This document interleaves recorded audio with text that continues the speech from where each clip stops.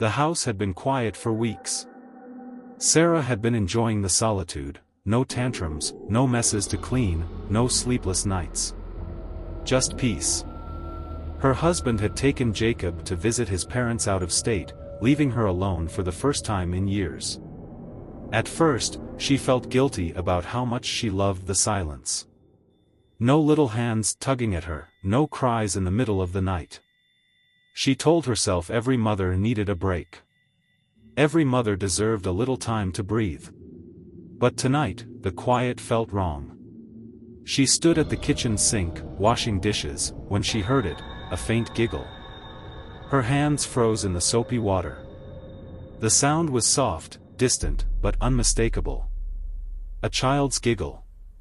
Sarah swallowed and turned off the faucet, straining to hear. The house was still. Maybe it had been her imagination. Then, footsteps. Light, quick. Running down the hallway. Her stomach twisted. "Jacob," she called out, the name slipping from her lips before she could stop it. The silence that followed was thick and suffocating.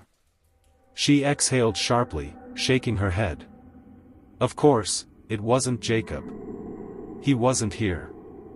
She turned back to the sink. The water had turned murky, the soap bubbles gone. She frowned, reaching to pull the plug. A whisper. Right behind her. "Bad mother." Sarah spun around so fast she knocked over a glass, sending it crashing to the floor. Her heart pounded against her ribs. The kitchen was empty. The lights flickered. The air felt damp, heavy.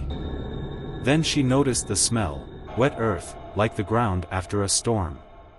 Her pulse quickened as she took a step back, her foot crunching on broken glass. That's when she saw them. Tiny footprints, muddy and dripping, leading from the back door into the kitchen.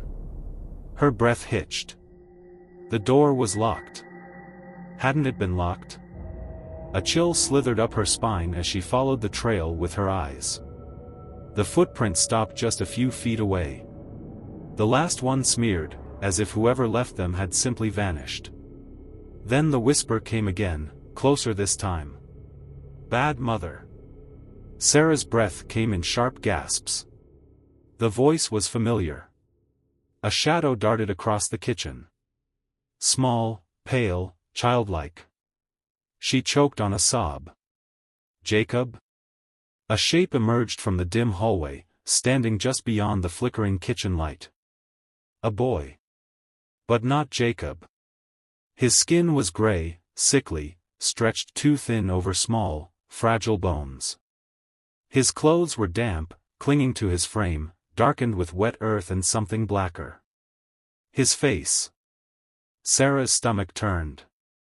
His eyes were hollow pits, filled with something deep and endless. And he was smiling. Her knees almost buckled. "No," she whimpered. The boy's lips barely moved. "Why didn't you save me?" Sarah felt the world tilt. Her breath came in short, shallow bursts. Memories surged, unwanted, undeniable. That summer day. The sun beating down.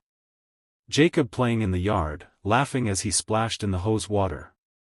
She had gone inside just for a moment. Just long enough. Long enough for the laughter to stop. Long enough for the water to run too high. Long enough for her baby to drown. "No," she sobbed, shaking her head. "That's not what happened. That's not." The lights went out. Darkness swallowed the kitchen. Sarah felt something brush against her hand, small, cold fingers. A rush of icy water filled her lungs, choking, suffocating. The last thing she heard before the darkness took her was Jacob's voice, whispering from the depths of the drowned earth.